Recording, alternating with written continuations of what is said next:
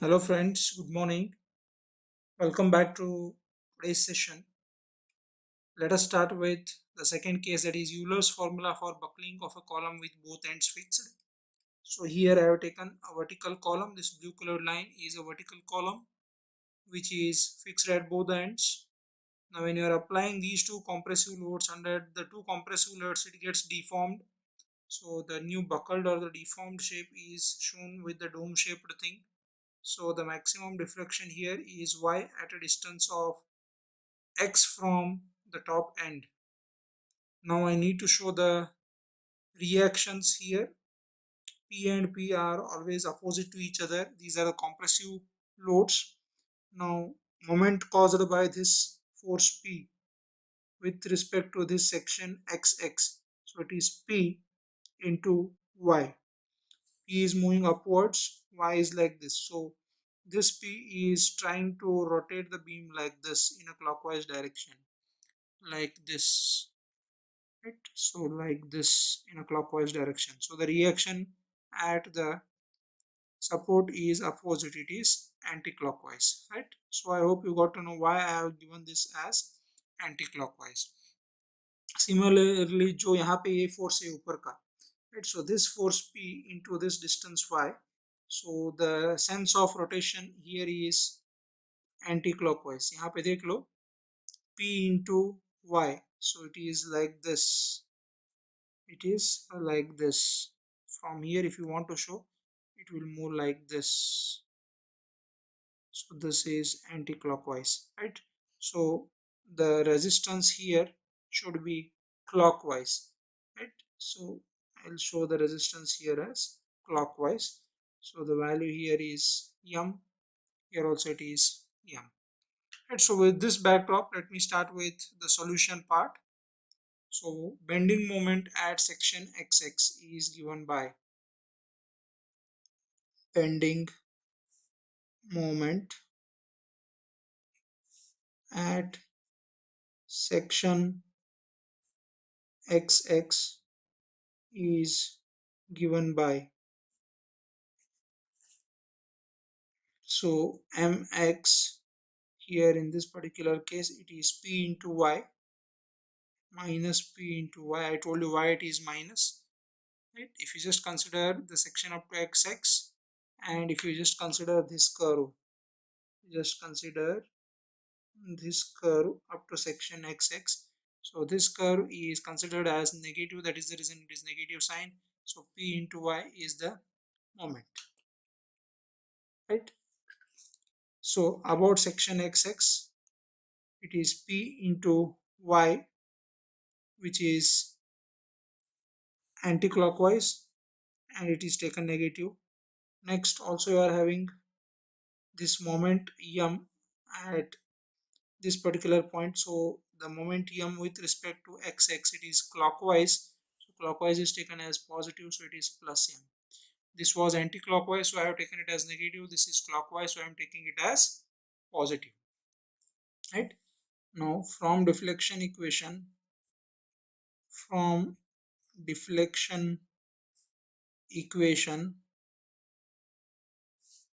we know that, so here you need to remember this, e into I into d square y by dx square is equal to m into x. So as usual you take this as equation 1, you take this as equation 2, right? So you compare both equation 1 and 2. Comparing equations 1 and 2,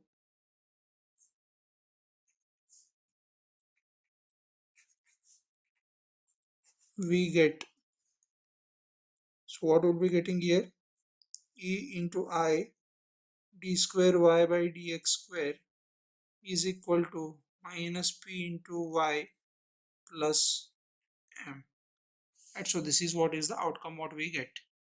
So as I discussed earlier in the previous video, e into I d square y by dx square can be written as y double dash is equal to minus py plus m. So therefore y double dash is equal to minus p divided by ei into y plus m divided by ei. Right? So this is what you get if you take ei onto the right hand side. So as usual, what we have done previously, I'll be repeating the same version here. Let beta square is equal to p divided by ei. Right? Now what happens in this case? So this implies that y double dash is equal to minus beta square. So this is beta square into y plus m divided by e into I. Right? So further you can write this as y double dash plus beta square into y is equal to m divided by e into I. Right? So this is very important equation. So this is the differential equation for which I have to find out the solution. Right? So the solution to the above differential equation is given by the solution to the above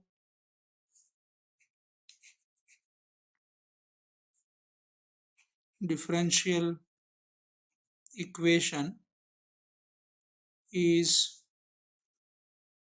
given by. Right? So whatever you need to remember, what I'll do, I'll just put a star mark. So here you need to remember this.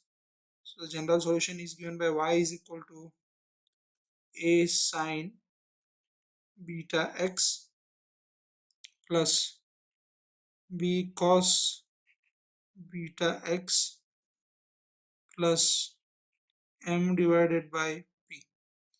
So this is the extra thing what is coming when compared to the previous video. Right? So you need to remember this. So I'll just put two star marks over here, which indicates you need to remember this. Similarly, there is one formula here which you need to remember. So I'll just put two star marks indicating that this is important. Right? So once if you are done with this, next we'll go for applying the boundary conditions. Okay, so now let me apply the boundary conditions. So boundary condition 1. If I'm using boundary condition 1, what is boundary condition 1? It is at x is equal to 0, y will also be equal to 0. So once again I need to go back to the main diagram. So here you can check out. Suppose if I take x is 0 here, then y is also 0 because there is no deflection at this point. Both are intersecting. The buckled part and the original part both are same here at this point. So here in this case at x is equal to 0, y is also equal to 0. Coming back to this point, at x is equal to L and the value of x has increased and it has reached L, here also y is equal to 0. Next, if you are going to differentiate it one time, so what I can say here is at x is equal to 0 at this particular point, y dash is also equal to 0. That is, the first derivative is also equal to 0 because we know that y dash is dy by dx and it is nothing but the slope. So the slope at this particular point is 0. So I'll be using those three boundary conditions and then I'll be proceeding further. So if you are using the first boundary conditions, then y is equal to 0. So this will take it as equation 3. Y is equal to 0. A sine beta into 0 plus b cos beta into 0 plus m by p. Right? So beta into 0 is 0. So sine 0 is once again equal to 0. So cos 0 is equal to beta into cos 0. This value is equal to 1. Right? So what I can write here? It is 0. This is also 0. So this is b into 1 plus m by p. So therefore value of b, what I am getting here is minus m divided by p. This is the value of b what I am getting. So this was using first boundary condition. still there are two unknowns, so I'll be using boundary condition 2. So boundary condition 2 is x is equal to x is equal to 0, y dash is also equal to 0, right? So from equation 3 we find y dash. So how you find that? Here it is taking the first derivative y dash is equal to a sine theta derivative cos theta. So it is cos beta x into beta plus b. Cos x derivative is minus sine x. So it is sine beta x into minus beta. So other side it is 0. Right? Now I'll be putting this boundary condition. So at y dash is equal to 0, what I'll be getting? A cos beta into 0. So once again there is beta plus beta into sine beta into this x is once again 0 minus beta. I'll keep it as it is. Right. So here this term sine beta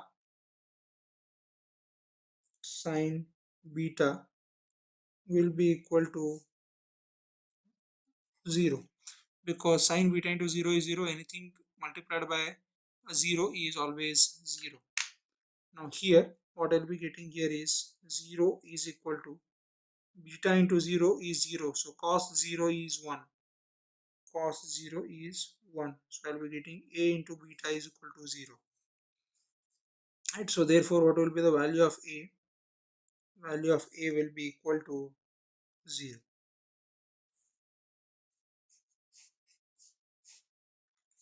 Value of a is equal to 0.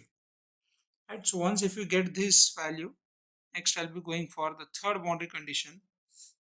So the third boundary condition is boundary condition number 3.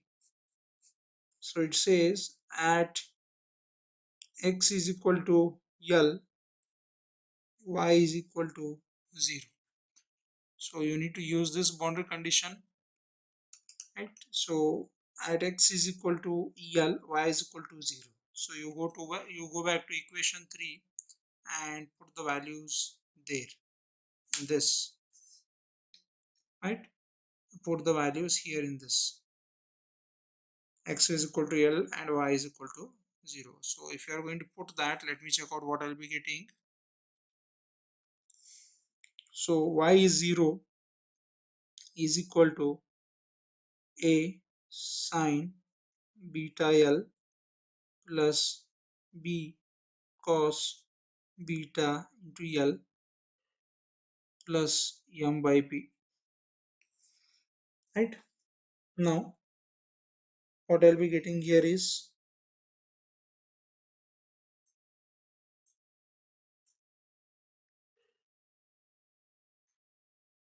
okay.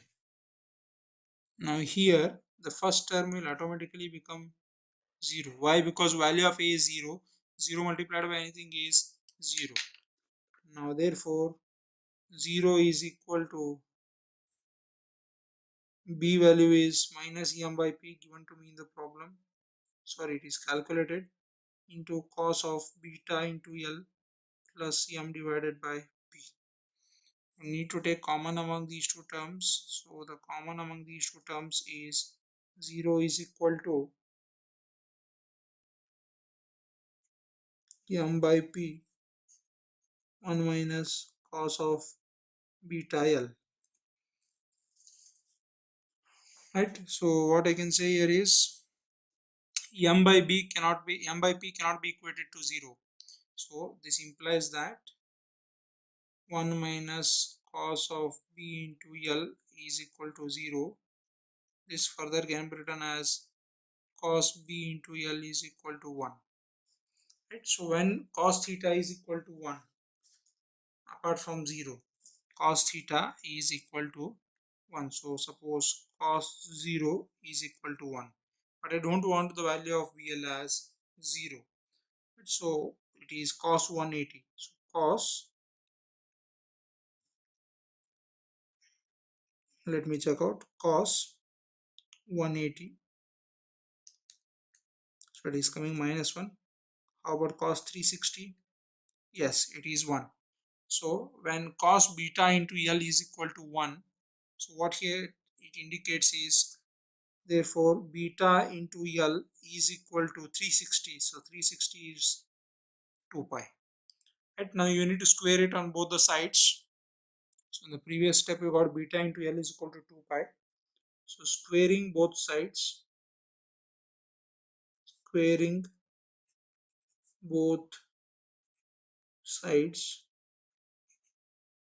we get, so it is beta square L square is equal to 2 pi the whole square. So it is beta square L square is equal to 4 pi square. But the value of beta square is equal to P divided by E into I. Right? So what happens? So therefore P divided by E into I into L square is equal to 4 pi square. So therefore P is equal to 4 pi square E into I divided by L square. Right, so this can also be equated to PCR. So PCR is nothing but the crippling load or the minimum compressive load required to cause buckling in the case where both the ends are fixed. Right, so that's it for today's session. Have a great time. Bye bye.